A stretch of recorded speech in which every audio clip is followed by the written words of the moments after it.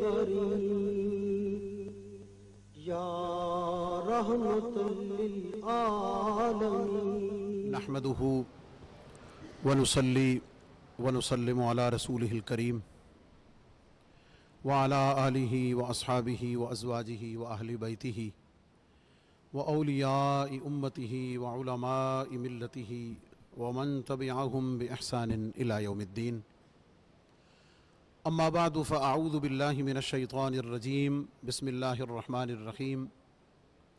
ربنا وابعث فيهم رسولا منهم يتلو عليهم آياتك ويعلمهم الكتاب والحكمة ويزكيهم إنك أنت العزيز الحكيم. وقال تعالى في مقام آخر: لقد من الله على المؤمنين إذ بعث فيهم رسولا من أنفسهم يتلو عليهم آياته ويزكيهم ويعلمهم الكتاب والحكمة وإن كانوا من قبل لفي ضلال مبين. وقال النبي صلى الله عليه وسلم: ما الإحسان يا رسول الله؟ قيل لرسول الله صلى الله عليه وسلم، وهذا معروف في حديث جبريل، وهذه قطعة من تلك الحديث. وقال جبريل في خدمة رسول الله صلى الله عليه وسلم: ما الإحسان يا رسول الله صلى الله عليه وسلم؟ وقال رسول الله صلى الله عليه وسلم: أن تعبد الله كأنك تراه فإن لم تكن تراه فإنه يراك. صدق اللہ العظیم وصدق رسولہ النبی الکریم. معزز و محتشم سامعین و ناظرین، نبی کریم رؤوف الرحیم صلی اللہ علیہ وسلم کی ولادت باسعادت کی خوشیاں منانے کے لیے اور آپ کی سیرت پاک کی روشنیاں اور برکتیں پوری دنیا میں اپنی موجود اور آنے والی نسلوں کی سیرت و اخلاق میں بکھیرنے کے لیے عشرہ شان رحمت للعالمین اور اس کے تحت یہ عظیم پروگرام آپ کی خدمت میں پیش کیا جا رہا ہے. میں نے قرآن مجید فرقان حمید کی 2 آیات بینات ایک مضمون کی تلاوت کی ہیں. ایک آیت حضرت ابراہیم علیہ السلام کی دعا ہے جب کعبۃ اللہ کی تعمیر مکمل ہو چکی، آپ دعا فرما رہے ہیں، حضرت اسماعیل علیہ السلام اس پر آمین کہہ رہے ہیں. دیگر دعاؤں کے ساتھ اس دعا کا اختتام یہ ہوا کہ ربنا وابعث فیہم رسولا منہم یتلو علیہم آیاتک ویعلمہم الکتاب والحکمت ویزکیہم، کہ مولا کریم اپنا عظمتوں والا رسول اب ان میں بھیج دے، جس رسول کی شان یہ ہو کہ وہ آیات ربانی کی تلاوت کرے، کتاب و حکمت کی تعلیم دے اور انہیں پاک کر دے. اللہ رب العزت نے دعا کو قبول فرمایا اور اس قبولیت کا اظہار جب فرمایا تو ایمان والوں کو خطاب کر کے فرمایا دوسرے مقام پر سورہ آل عمران میں کہ لقد من اللہ علی المؤمنین اذ بعث فیہم رسولا، کہ اللہ رب العزت نے مومنوں پر، اور یہاں ظاہر ہے مومنین مومنات دونوں مراد ہیں، مومنوں پر یہ احسان فرمایا جب ان میں عظمتوں والا رسول بھیج دیا. اس رسول کی شان کیا ہے؟ یتلو علیہم آیاتی ہی، وہی 3 باتیں، وہی 3 شانیں، وہی 3 کام جن کی دعا حضرت ابراہیم علیہ السلام نے فرمائی. من عن اللہ رب العزت نے وہی 3 باتیں، وہی 3 دعائیں، وہی 3 کام اس آیت میں ذکر فرمائے کہ اس رسول کی شان یہ ہے کہ یتلو علیہم آیاتہ، یہ ان پر آیات ربانی کی تلاوت فرماتا ہے، ویزکیہم، اور انہیں پاک کرتا ہے، یعلمہم الکتاب والحکمہ، اور انہیں کتاب و حکمت کی تعلیم دیتا ہے. ان دونوں آیتوں سے اپنے عنوان، اپنے مقصود کے اخذ کرنے سے پہلے ایک مختصر سی بات توجہ کے لیے. جب دعا مانگی تو 3 چیزوں کی التجا کی، اور جب دعا قبول ہوئی تو قبولیت بھی 3 چیزوں کے ساتھ ہوئی. وہ 3 چیزیں کیا تھیں؟ آیات ربانی کی تلاوت، کتاب و حکمت کی تعلیم اور تزکیہ پاک کرنا. دونوں آیات میں یہ تینوں چیزیں موجود ہیں، لیکن جہاں دعا مانگی ہے وہاں ترتیب اور ہے، اور جہاں دعا قبول ہونے کے بعد اس کا ظہور ہوا ہے اس میں ترتیب اور ہے. جب دعا مانگی تو آیات ربانی کی تلاوت پہلے نمبر پر، کتاب و حکمت کی تعلیم دوسرے نمبر پر، اور تزکیہ تیسرے نمبر پر. اور جب قبولیت کا ظہور ہوا تو پہلی چیز آیات ربانی کی تلاوت تو اپنی جگہ پر رہی، پہلے نمبر پر رہی، لیکن اگلی دو چیزوں میں ترتیب کو اللہ نے بدل دیا. ابراہیم جب تم نے مانگا تھا تو کتاب و حکمت کی تعلیم پہلے مانگی تھی، تزکیہ بعد میں مانگا تھا.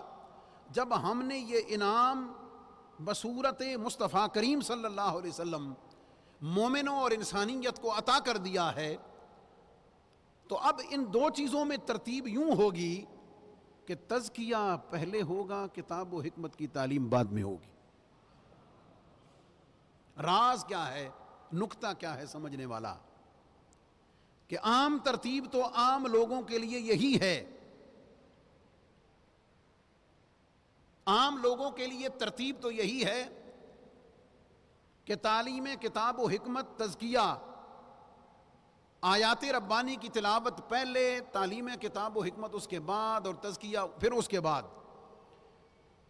لیکن وہ خوش نصیب، وہ خوش بخت جنہیں نبی پاک علیہ السلام کی ظاہری حیات طیبہ میں آپ کی صحبت و مجلس و زیارت کا شرف ملا ہے، جو مقام صحابیت پر پہنچے ہیں، جو حضور علیہ السلام پر ایمان لا کر حضور علیہ السلام کی غلامی میں کے دامن میں آ کر درجہ صحابیت کو پانے والے ہیں، ان کے لیے اعلان یہ ہوتا ہے کہ جو بعد میں آنے والے ہیں ان کے لیے ترتیب یہی ہوگی، پہلے تعلیم کتاب و حکمت، پہلے آیات ربانی کی تلاوت، پھر تعلیم کتاب و حکمت، پھر تزکیہ. لیکن وہ خوش نصیب جو میرے محبوب کے جلووں سے مستنیر ہو رہے ہیں، جو میرے محبوب کی زیارت سے مشرف ہو رہے ہیں، جو میرے محبوب علیہ السلام کی مجلس و صحبت میں بیٹھنے والے ہیں، جو میرے محبوب علیہ السلام کی صحبت و زیارت کے بعد، ایمان لانے کے بعد مرتبہ صحابیت کو پہنچنے والے ہیں، وہ تعلیم کتاب و حکمت تو ان کے لیے ہوتی رہے گی. جب ایمان لا کر میرے محبوب کے والضحیٰ مکھڑے کی زیارت کریں گے، تزکیہ انہیں اسی وقت مل جائے گا، پاکیزگی اور طہارت انہیں اسی وقت عطا ہو جائے گی. یہ منفرد اعجاز ہے، یہ منفرد اعزاز ہے جو اللہ رب العزت نے حضور علیہ السلام کی ظاہری زندگی میں زیارت کرنے والوں کو عطا کیا ہے. یہی وجہ ہے کہ امت کا اس پر اتفاق ہے کہ جو صحابہ کے بعد آنے والے ہیں، اپنے روحانی درجات میں، اپنی عبادات و ریاضات میں، اپنی صوم و صلات میں، اپنی دیگر خدمات میں وہ جس درجے کو بھی پہنچ جائیں، جس اعلیٰ ترین مقام کو بھی پہنچ جائیں، نبی پاک علیہ السلام کے صحابی کے درجے تک ہرگز نہیں پہنچ سکتے. یہ ایک برکت والی بات ان دونوں آیات سے عطا ہوئی، جس سے ان ہستیوں کی عظمت اور نبی پاک علیہ السلام کی صحبت کی عظمت ظاہر ہوتی ہے. ان دونوں آیات میں نبی پاک علیہ السلام کی جو شان نبوت اور رسالت ہے، اس حوالے سے اللہ رب العزت نے 3 کام ذکر کیے ہیں. ایک تعلیم کتاب و حکمت ہے، ایک آیات ربانی کی تلاوت ہے، اور ایک تزکیہ ہے. بس میں اپنے موضوع پر فوراً آتا ہوں. جب آیات ربانی کی تلاوت کی بات آئے گی تو قرآن کے ظاہری الفاظ مراد ہوں گے، پھر قرات مراد ہوگی، پھر قرآن کی زیارت کرنا، پھر قرآن کو پڑھنا اور لکھنا اور پڑھنا اور پڑھانا مراد ہوگا. جب تعلیم کتاب و حکمت کی بات آئے گی پھر اس کی تفسیر کی بات ہوگی، پھر نبی پاک علیہ السلام کی سیرت کی بات ہوگی، پھر اخلاقیات کی بات ہوگی، پھر اس کے بعد سیرت و کردار کو سنوارنے کی بات ہوگی، پھر نبی علیہ السلام کے اسوہ مبارک کی بات ہوگی. یہ دونوں چیزیں ہونے کے بعد تیسرا درجہ ہے تزکیہ کا، پاکیزگی کا، طہارت کا، مزکا ہونے کا، مصفہ ہونے کا۔ وہ کون سا درجہ ہے؟ پن پوائنٹ پہ بات سمجھنے والی، قرآن کی تلاوت کرنے میں اور تعلیم کتاب و حکمت میں، قرآن کی تلاوت کرنے میں، قرآن کی تعلیم و تدریس کرنے میں اور تعلیم کتاب و حکمت میں اگر اللہ کی رضا کے سوا، اللہ کی رضا کے سوا اگر کوئی اور نیت ہے، اگر کوئی اور مقصد ذاتی یا دنیا کا ہے تو پھر تزکیہ نہیں ہو سکتا ہے۔ تزکیہ کیا ہے؟ کہ جب تو قرآنی آیات کی تلاوت کرے، جب تو تعلیم کتاب و حکمت کا کام کرے، اس سارے کام کرنے میں تیرا مقصود و مدعا نہ کوئی ذاتی ہو، نہ کوئی دنیا کا ہو، نہ کسی اور چیز کا ہو، اگر صرف اور صرف اللہ رب العزت کی رضا مقصود ہے تو یہ تزکیہ ہے، یہ پاکیزگی ہے، اور اسی کا دوسرا نام تصوف ہے، اسی کا دوسرا نام تصوف ہے۔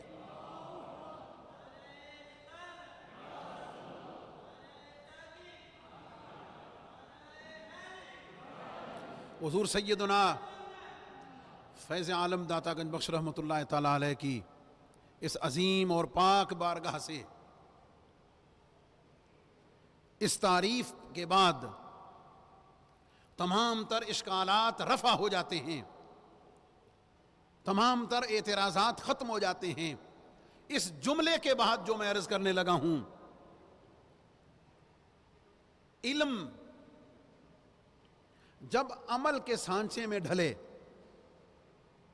علم جب عمل کے سانچے میں ڈھلے اور ان دونوں کے درمیان میں، علم اور عمل کے درمیان میں، علم کے عمل کے سانچے میں ڈھلنے کے درمیان میں اگر اخلاص ہے، اگر للہیت ہے، اگر اللہ رب العزت کی رضا ہے، اگر دنیا کا کوئی مقصد پیش نظر نہیں ہے، اگر علم عمل کے سانچے میں اخلاص کے ساتھ ڈھل جائے تو وہ جو چیز آپ اس میں ایڈ کر رہے ہیں، وہ جو چیز آپ اس میں شامل کر رہے ہیں، جسے آپ اخلاص کہہ رہے ہیں، جسے آپ خلوص کہہ رہے ہیں، جسے آپ صفائے قلب کہہ رہے ہیں، جسے آپ صفائے باطن کہہ رہے ہیں، جب علم عمل کے سانچے میں اس اخلاص کے ساتھ ڈھلتا ہے تو پھر علم اور عمل، آیات ربانی کی تلاوت تعلیم کتاب و حکمت بنتا ہے، اور جب آپ اس میں اخلاص کو ایڈ کرتے ہیں تو یہ تزکیہ بنتا ہے، یہ مقام یزکیہم بنتا ہے۔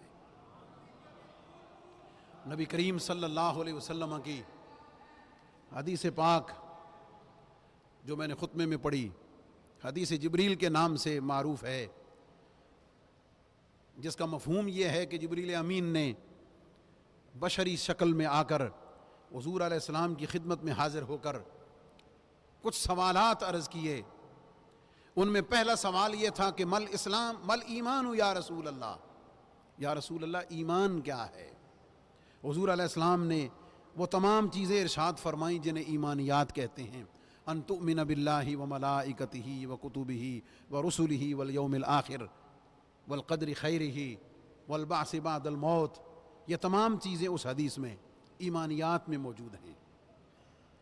پھر عرض کی حضرت جبریل نے نبی علیہ السلام سے، مل اسلام یا رسول اللہ، یا رسول اللہ صلی اللہ علیہ وسلم اسلام کیا ہے؟ حضور علیہ السلام نے فرمایا، ان تقیم الصلاۃ وتؤتی الزکاۃ وتصوم رمضان وتحج البیت ان استطعت الیہ سبیلا۔ حضور نے فرمایا اسلام یہ ہے ان تشہد اللہ الہ الا اللہ، کہ تو گواہی دے کہ اللہ کے سوا کوئی معبود نہیں، محمد صلی اللہ علیہ وسلم اللہ کے رسول ہیں، تو نماز ادا کر، نماز کو قائم کر، زکوٰۃ دے، حج کر، رمضان المبارک کے روزے رکھ۔ قرآن نے آگے تزکیہ تیسری چیز فرمائی ہے۔ حضرت جبریل امین کا تیسرا سوال اس تزکیہ کی تفسیر کے لیے تھا کہ مل احسان یا رسول اللہ صلی اللہ علیہ وسلم، اللہ کے رسول احسان کیا ہے؟ مقام احسان کیا ہے؟ درجہ احسان کیا ہے؟ اس کی کیفیت کیا ہے؟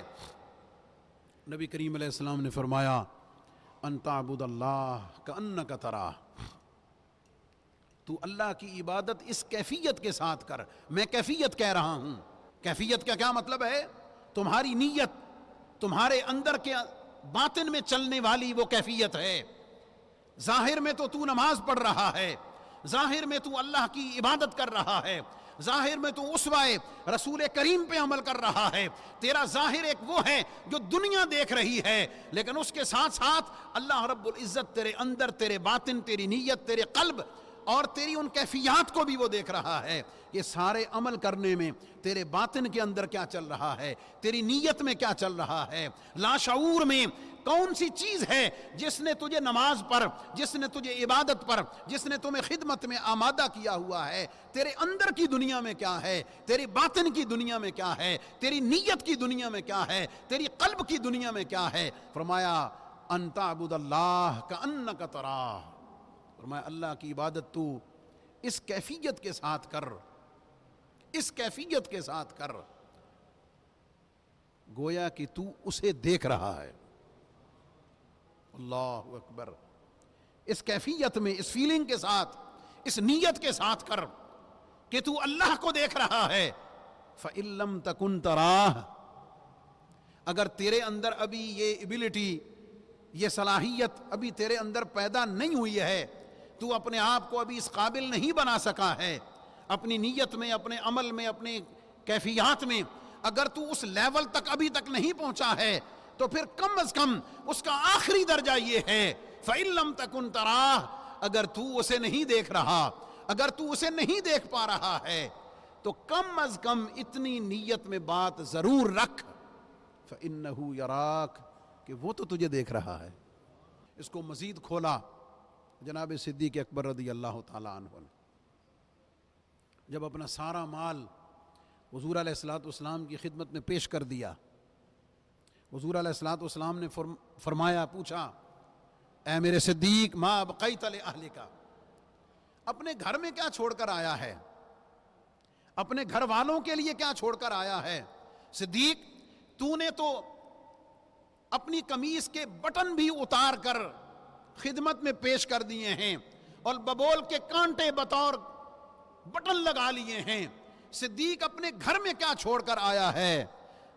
حضرت صدیق اکبر نے جو جواب دیا ہے وہ اس تزکیہ کی، وہ اس تصوف کی، وہ اس روحانیت کی، وہ اس نیت کی صفائی کی، اس اعمال اور کردار کے اخلاص کی وہ بنیاد صدیق اکبر نے عطا کی ہے جب یہ کہا کہ یا رسول اللہ صلی اللہ علیہ وسلم، میں گھر میں اللہ اور اس کے رسول کو چھوڑ کر آیا ہوں.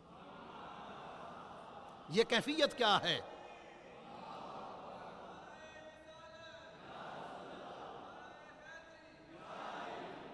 یہ کیفیت کیا ہے؟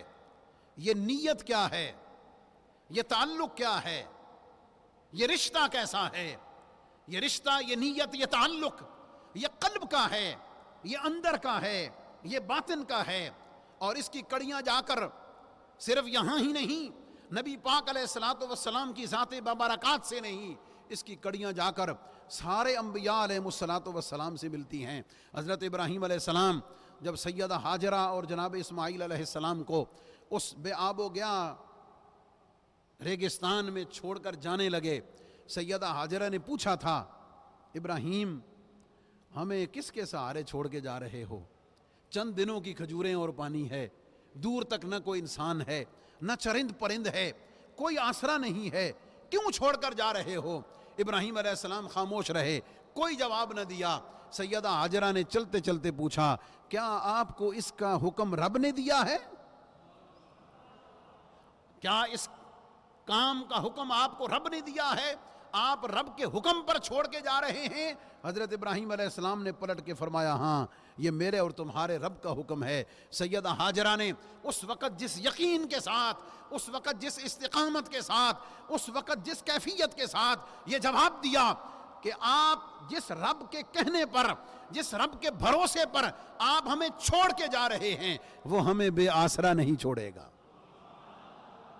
وہ کیفیت، وہ یقین، وہ اندر کا تعلق، وہ باطن کا تعلق اللہ رب العزت کے ساتھ، وہ استقامت کا تعلق وہ اخلاص کا تعلق جو ہے جب وہ مضبوط ہوتا ہے، جب وہ قائم ہوتا ہے اللہ رب العزت کے ساتھ، اسی کے نتیجے میں تزکیہ پیدا ہوتا ہے۔ اسی کا نام تزکیہ ہے، اسی کا نام تصوف ہے، اسی کا نام روحانیت ہے۔ اور اس تفصیل کو اگر میں حضور سیدنا فیض عالم داتا گنج بخش علی حجویری رحمۃ اللہ تعالیٰ علیہ کی کشف المعجوب سے لنک کر دوں تو آپ کو دعوت مطالعہ، آپ کو میں دعوت اسٹڈی دیتا ہوں۔ حضور فیض عالم داتا گنج بخش رحمۃ اللہ تعالیٰ علیہ نے تصوف کے باب میں اس کے معنی جو بیان فرمائے ہیں، اس کے جو مطالب بیان فرمائے ہیں، اس کی جو تشریح بیان کی ہے، اس کی جو کیفیت بیان کی ہے، اور مختلف معانی بیان کرنے کے بعد جس چیز پہ فوکس کیا ہے، آپ فرماتے ہیں کسی نے تصوف نام رکھا ہے رسم و رواج کا، کسی نے تصوف نام رکھا ہے رسم و رواج کا، مخصوص لباس پہن لینے کا، مخصوص کیفیات میں ڈھل جانے کا، مخصوص رسم و رواج کو ادا کرنے کا نام تصوف رکھا ہے، خاص لباس کا نام تصوف و روحانیت رکھ لیا ہے۔ کسی نے مختلف طرح کے دیگر امور کو گھڑ لیا ہے جنہیں وہ تصوف کے ساتھ تعبیر کرتا ہے۔ آپ فرماتے ہیں خلاصہ، آپ فرماتے ہیں کہ تصوف روحانیت جو ہے اصل میں تو دل کو صاف کرنے کا نام ہے، اصل تو نیت کو پاک کرنے کا نام ہے، اصل تو دل کے اوپر نظر رکھ کے تیرے دل کے اندر، تیرے قلب میں، تیری کیفیات میں کوئی بھی عمل کرتے ہوئے جو کیفیات وارد ہو رہی ہیں، جس وجہ سے تو کام کر رہا ہے، اس کو چیک کر کے اسے اللہ رب العزت کے سپرد کرتے رہنا، اسے اللہ رب العزت کے حوالے کرتے رہنا، اس کا نام تصوف ہے، اس کا نام تزکیہ ہے، اس کا نام روحانیت ہے۔ اور جب یہ اندر سے کیفیت پیدا ہوتی ہے، اور بزرگوں نے یہ فرمایا ہے کہ بندہ ایک دن گزارے نا صبح سے شام تک، تو رات کو سونے سے پہلے جتنے دن میں کام کیے ہیں ان کی لسٹ بنا لے، اور لسٹ بنا کر نیت کا ٹیسٹر لگائے، نیت کا ٹیسٹر لگا کے چیک کرے کہ میں نے یہ جتنے کام کیے ہیں صبح اٹھنے سے لے کے رات سونے تک، ان میں سے میں نے کون سا کام کس نیت سے کیا ہے، کس مقصد سے کیا ہے۔ اس میں دنیا کے مقاصد ہیں، اس میں ذاتی مقاصد ہیں، اس میں نمود و نمائش ہے، اس میں ریاکاری ہے، اس میں پیشہ جاہ و حشمت ہے۔ اگر ان میں سے کوئی بھی چیز ہے پھر تو روحانیت سے دور ہے، پھر تو تزکیہ سے دور ہے، پھر تو تصوف و تزکیہ سے دور ہے۔ اور اگر تیرے ہر عمل میں صرف اور صرف مقصود اللہ کی رضا ہے، اللہ کو راضی کرنا ہے، اللہ کو خوش کرنا ہے، تو تجھے مبارک ہو کہ پھر تو تعلیم کتاب و حکمت اور آیات ربانی کی تلاوت کے ساتھ تزکیہ کی نعمت سے بھی مالا مال ہے، روحانیت کی نعمت سے بھی مالا مال ہے۔ یہ اولیاء کاملین، یہ بزرگان دین، تمام حضور کے صحابہ، حضور کے تمام اہل بیت، خلفائے راشدین، جناب ابو بکر صدیق، عمر فاروق، عثمان غنی، علی المرتضیٰ، سیدنا امام حسن مجتبیٰ، جناب امام حسین شہید کربلا، اور مستورات میں حضور کی نبی علیہ الصلوۃ والسلام کی ازواج مطہرات، حضور کی بنات، خصوصاً سیدہ کائنات جناب سیدہ فاطمہ الزہرا سلام اللہ علیہا ورضی اللہ تعالی عنہا، اور سارا دن کام اپنے ہاتھ سے کرتی ہیں، چکی ہاتھ سے پیستی ہیں، پانی اپنے بازوؤں پہ، اپنے شانوں پہ اٹھا کے لاتی ہیں، سارا دن کام کاج کر کے رات جب ہوتی ہے تو پھر اللہ کے حضور میں حاضر ہو جاتی ہیں۔ پھر رات رب کے لیے ہوتی ہے، پوری رات سجدے میں گزر جاتی ہے، اور جب مؤذن فجر کی اذان کہتا ہے، وہ بنت رسول، وہ ام حسنین اللہ رب العزت کی بارگاہ میں نگاہ اٹھا کر شکوے کے انداز میں عرض کرتی ہیں کہ مولا تیری رات کتنی چھوٹی ہے کہ فاطمہ تیرے لیے ایک سجدہ بھی جی بھر کے نہ کر سکی۔ یہ ہے تزکیہ، یہ ہے تزکیہ، یہ ہے روحانیت، یہ ہے قلب کی صفائی، یہ ہے باطن کی صفائی، یہ ہے نظر کی صفائی، یہ ہے اعمال کی صفائی، یہ ہے کردار کی صفائی۔ حضور فیض عالم کی تعلیمات بھی یہی ہیں، خواجہ اجمیری کا سبق بھی یہی ہے، اور یہی متمسک کرتا ہے نبی علیہ الصلوۃ والسلام کی سنت کے ساتھ، حضور علیہ السلام کی شریعت کے ساتھ۔ اس لیے یہ سفر آیات ربانی کی تلاوت سے شروع ہوتا ہے، تعلیم کتاب و حکمت تک جا پہنچتا ہے، اور پھر اس کے اندر جب چاشنی، مٹھاس، اور پنجابی میں جسے کہتے ہیں نا جاگ لگنا، جب تو اپنے عمل کو اخلاص کی جاگ لگائے گا تو پھر تو دیکھے گا کہ اس عمل میں بہاریں کیسی آتی ہیں، پھر اس کی برکتیں کیسے حاصل ہوتی ہیں، پھر حلاوت ایمان اور حلاوت عمل کیسے حاصل ہوتی ہے۔ اللہ رب العزت کی بارگاہ میں دعا ہے ان کلمات کو جو ہم نے تصوف و روحانیت کو حضور کی سیرت پاک سے اخذ کرنے کی، متصل کرنے کی جسارت کی ہے، اللہ تعالیٰ اسے قبول فرمائے اور ہمارے نیتوں میں، اعمال میں، ہر جگہ ہمیں تزکیہ، تصفیہ، طہارت و پاک دامنی، صفائی ظاہر و باطن کی اللہ رب العزت عطا فرمائے۔ وآخر دعوایا ان الحمدللہ رب العالمین۔ پاکستان زندہ باد، پاکستان پائندہ باد۔ منبر تیرا عرش